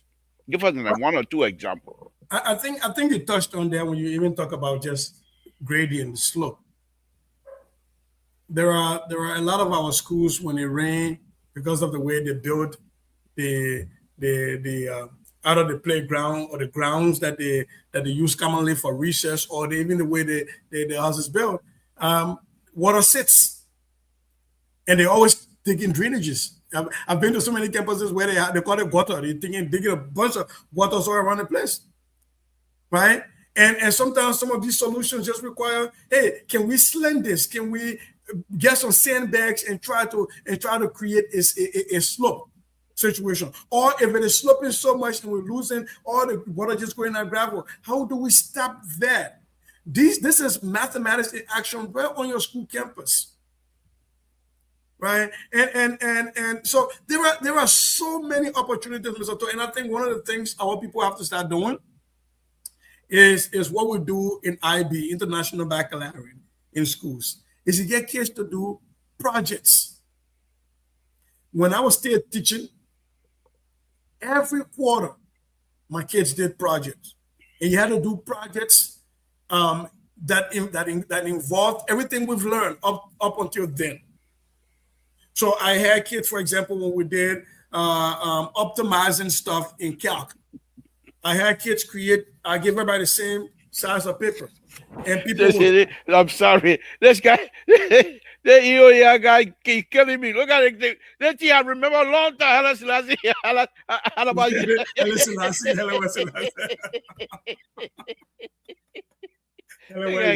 I'm sorry. Yeah. I'm sorry. Quiet, but I would give the kids the same size paper and say, create a pizza box.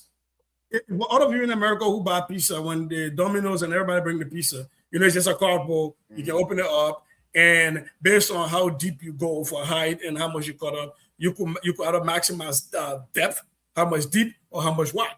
And the kids would do their projects around there, or they would create cans. I've had kids create cans for soda. If you are old enough to remember the sizes of say, for example, Coca-Cola. The bottle that used to come in before, the bottle shape has changed over years, but the amount of fluid ounces that go in there still remains the same. The companies are saving on that. So you can create a lot of projects. Kids can create projects. And here's the thing. As kids start to create projects, what happens with their brain is that anytime they learn something and they're going home and they encounter something, they start to think, oh, what is the math in there?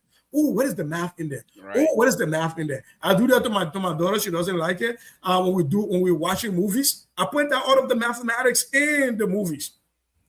All of the mathematics in there. People having arguments and stuff. I point out the mathematics in the argument. Right? I point out the geometry, the parallel lines, the every perpendicular lines that are coming out and everything.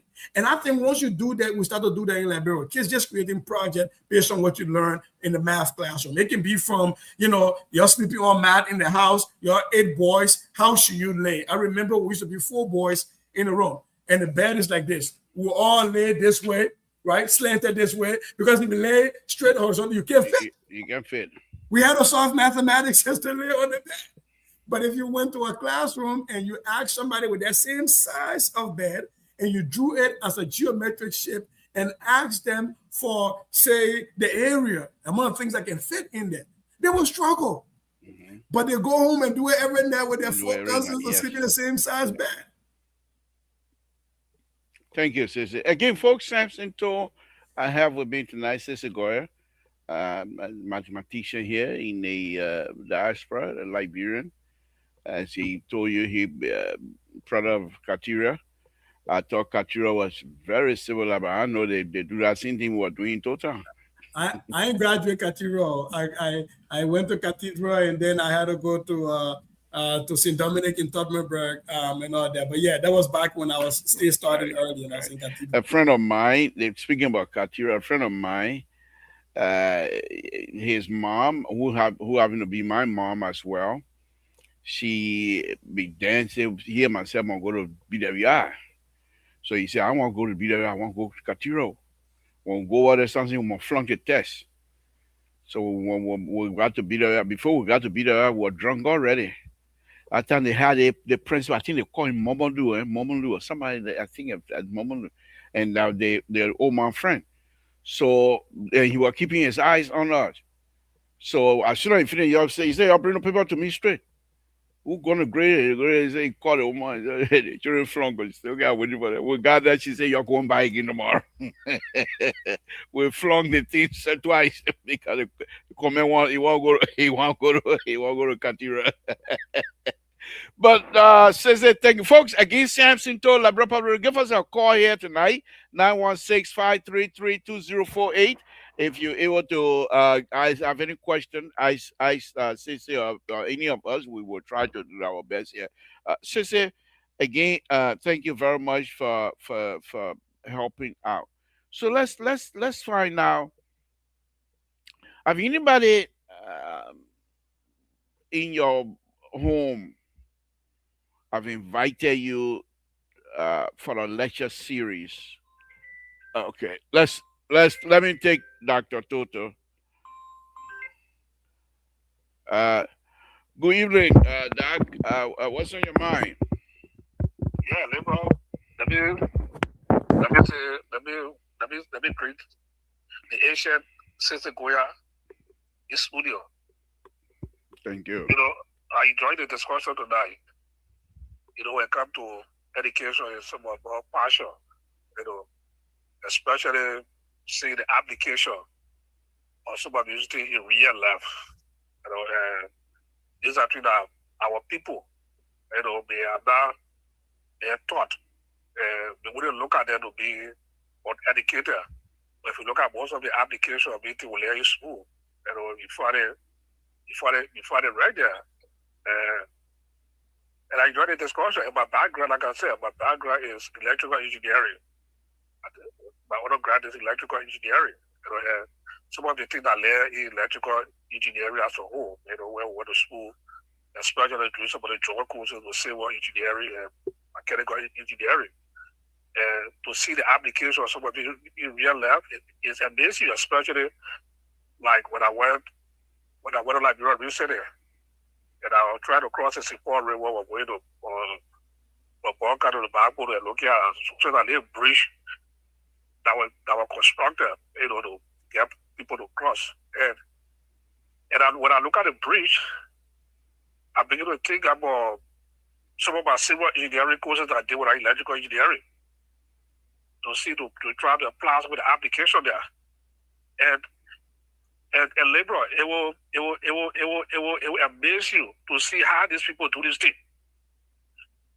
With all taking their stuff to do the calculation, the white myself will sit, will carry all our tools, and they will carry we use our engineering drawing and to do our calculation, to study the flow of the water, especially the kind of fluid dynamic, to the flow of the water, the movement, everything. But how do people do the calculation? All out to cross them from one point to another point to carry all their businesses. It will amaze you. So at least this is a good discussion. We can continue to about this discussion, especially all the data there to get the practical implication of the discussion about people. It's very, very helpful. We just add to that. Thank you. And don't forget, I try to get my book on Amazon. It's called to Cover. Some of the issues talking about the leadership perspective, you see that book also to why what people beyond today, because the lack of bad leadership that make them today, they don't even have interest in what want to tell them. Thank you. Thank you. We'll research that, and I got Nyanu, I got Kai Red. I'm going to look for yours too, so I can have them here together as well. But thank you very much. All right, again, folks, Samson to Labrador Padrino. I have to say here tonight, we're not going to be here that long. We're going to be cutting this short tonight very quickly here. Give us a call here, 916-533-2048, or WhatsApp number, 916-330-9721. So, Sissy, as we're wrapping up here, because I know you're very busy, man, today, not Friday, you got work tomorrow. So, I wouldn't want to keep you long here. So, as I was saying, have you been contacted by any people? Because I mean, you're not though you don't like to boast of what you do, but you are out there. People know. Have you been contacted to at least come over there and lecture to any of the, whether it be a high school or university or any other kind of places? Just as a visiting lecturer or something like that. No, I haven't. And to be fair though, I don't know if I've put that out there that I wanted to do that. So maybe people. So no. The long of the short is no. Most recently, my LOFA national organization here wrote me asking me to spearhead their education team, and trying to help support our LOFA University and trying to, but it's not in the form of helping for pedagogy. It's in the form of helping for resources and stuff. And so no, the long of the short is no. But I think sometimes too, it becomes difficult for not to excuse governments, but sometimes it becomes difficult for governments to pinpoint and reach out to one exact person. I know even you in your field have tried, and you've been home several times, and not just this administration but prior ones too. And I think it's I don't know if I'm not too comfortable blaming them, but I'm not also too comfortable making an excuse for people, because like you rightfully say, these resources are here, and you're here. There's 1,000 other very smart librarians around here that could be called upon. And I hope there's an opportunity, but I will be willing to go to CDB King or Memorial Demonstration or go to a school in Total and just sit and talk about the mathematics that is in the village, that everybody can see from the huts that you're in, the structure of the huts. Why is it that our people put the stronger poles at certain parts of the place, look calculating stress and stress, and looking at those pieces with folks, it makes it exciting, so that when you see your uncle who doesn't speak English, who has built so many houses in the town or in the village, and none of them has collapsed, and you figure what, and you don't know that they are doing mathematics and engineering in their head. They are walking STEM professors. Because you and I know, Mr. I know you did engineering. When you're trying to lay the roof, you're trying to calculate all that, stress, and sometimes even when people just use ropes and tie these things instead of using nails, you have to calculate the tensile strength, and you have to know what kind of rope you use. But they're not ready. They're not going to call it the entire, but they know how many times. They don't just get on and start tying. No. You don't just take any rope, and just start tying it. No. There are some ropes they have to let sleep in water for some time. Yes. And let it soak in the water. Why? Why? People, man. Why does it have to soak in the water? There is a chemistry to that. And there is so our people are walking STEM professors. Yes. Well-rounded education that they got in their brains. What we've now managed to do is to tap into that and unlock what our people are walking around with and elevate them. And I think that's the opportunity we're missing.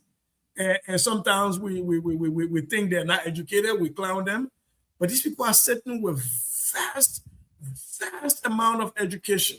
If we just find a way to bridge and tap into it and open it up, we have a lot. We have a lot in Liberia to be proud of that can help elevate our educational system. We just got to tap into it. Okay, one last question before we take leave of you tonight, Sissy. And that is, I know our people are very smart. And many of them, young people that are helping our father to run the country right now, Western style, they have the Western style education. You think, do they have a reason not to have some sort of supporting where they will go and it's okay for today? Minister of Public Work, you go and have some engineers from all over the world, Liberian engineers, and let's have a conversation with them where they will come out and you question them. How is this? What happened here? They did. I will leave politics tonight. I will not touch that one. Well, I mean, I want to drag into the politics, but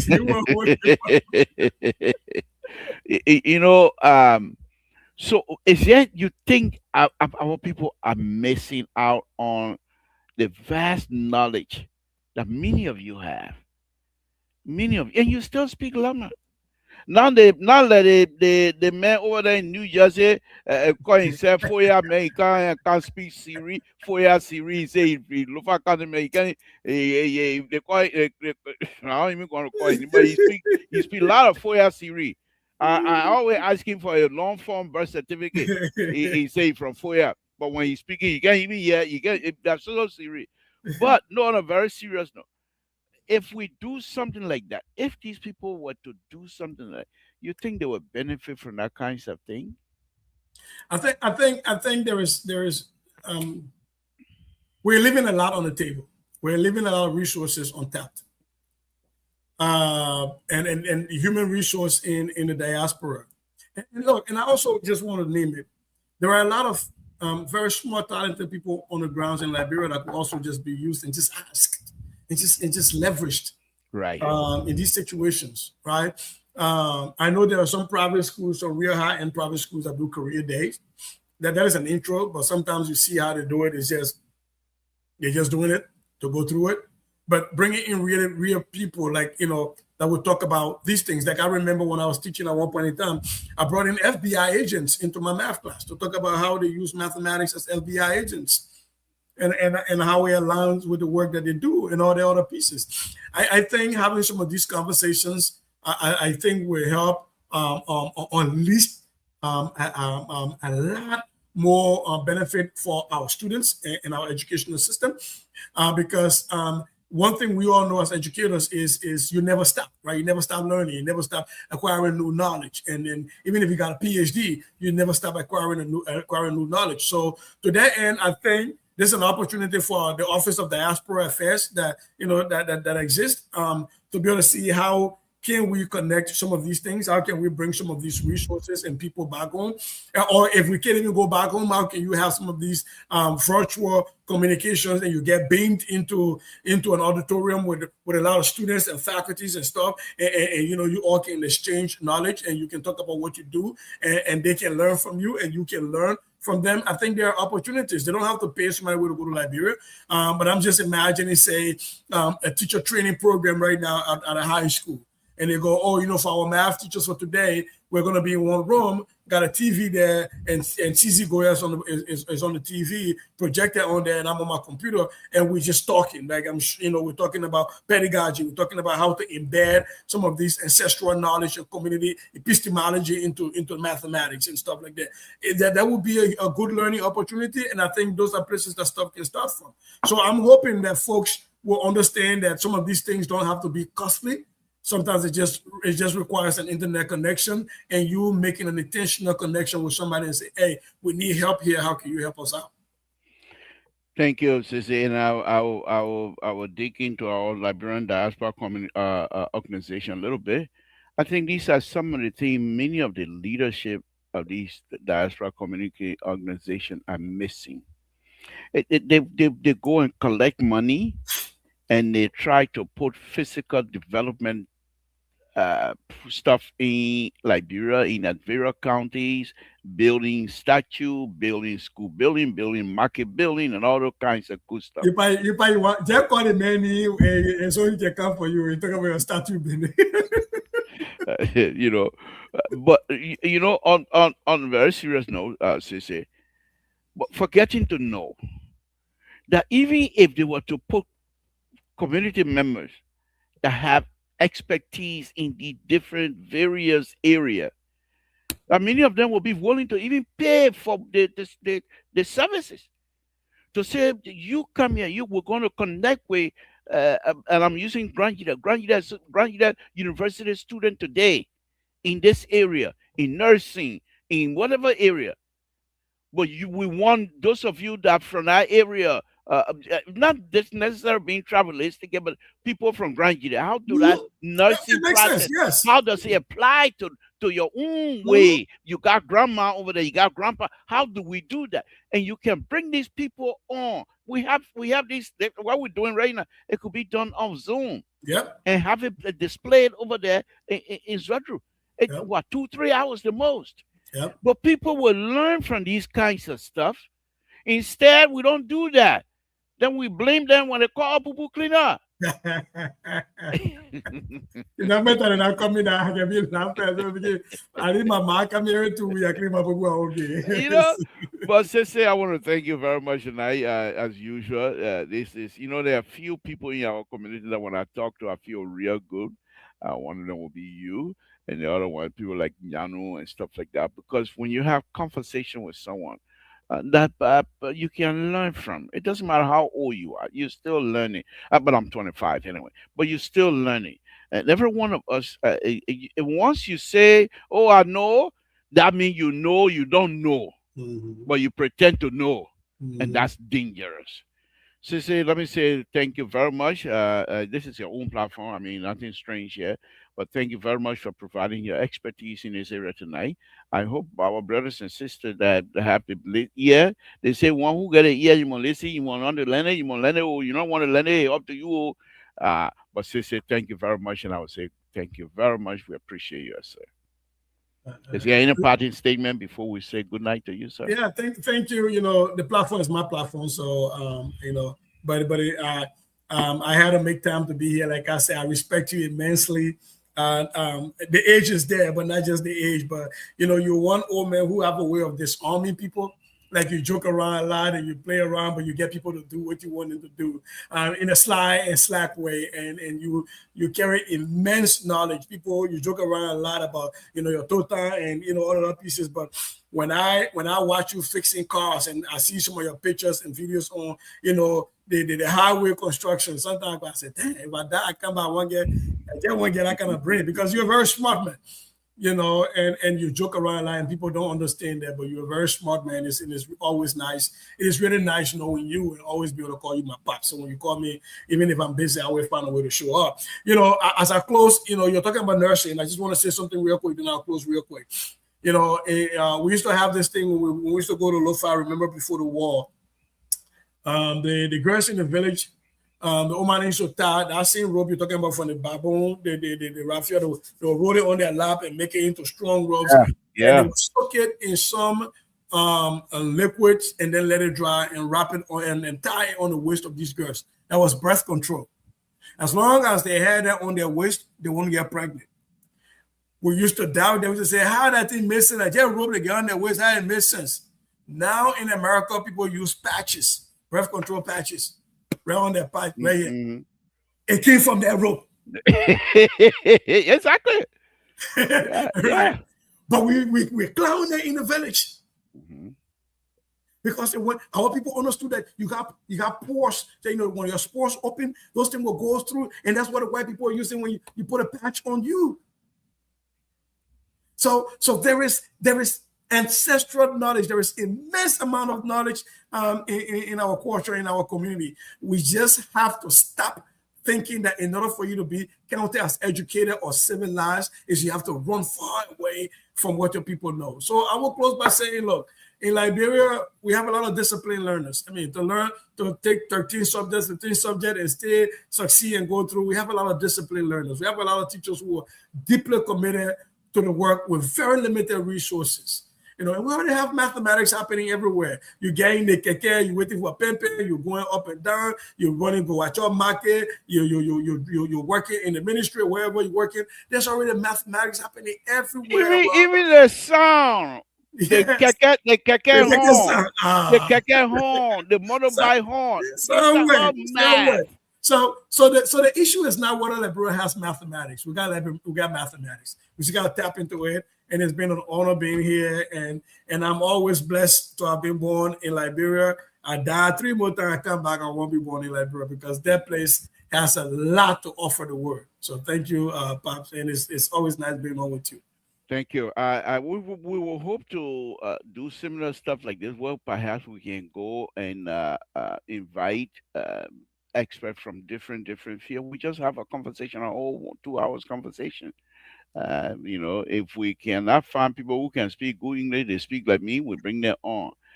But thank you, sister. I really appreciate it. I will say good night to you, sir. Thank you. Good night, Papa. Okay.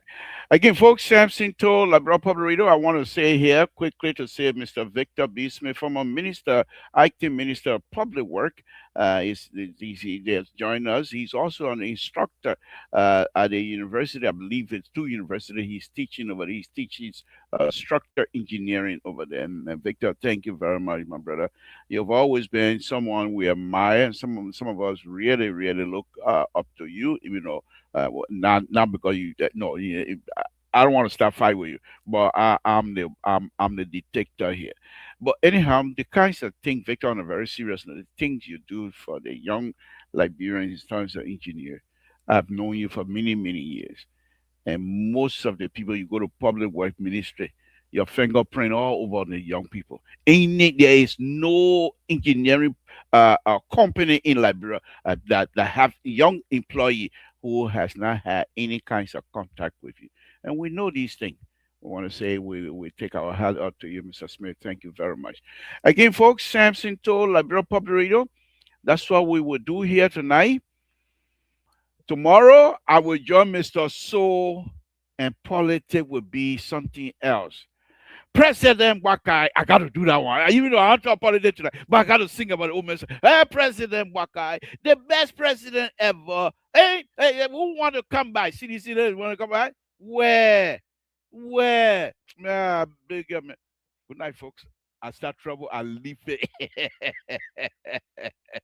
Samson too. On a very serious note, guys, thank you all that have been writing here tonight. We've been reading your stuff. Jay, you've been with us here. JJ, thank you very much, my brother. Dr. Toto, as usual. Thank you all, my Esther, everyone. Thank you guys very much. Elisha, thank you very much for your involvement tonight. We'll be here again tomorrow. Walter Carter, thank you too. You over there under the submarine. We're talking about Liberia. You even know what Liberia right now. If I were to take you, blindfold you, and put you in Center Street, you will not know where you are. You're not Liberia man again. You Connecticut. Why you want to bother us? But anyway, thank you, folks. We'll be back tomorrow.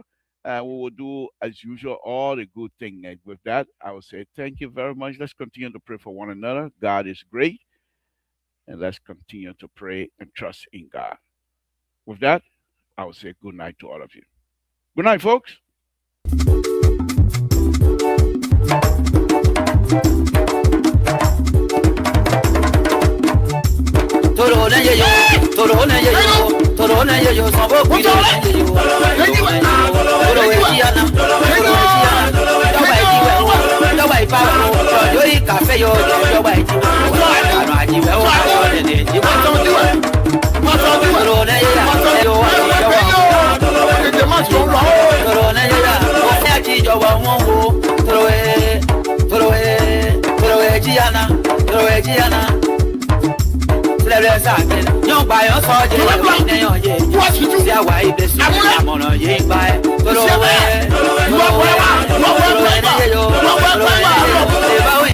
This is Samson too.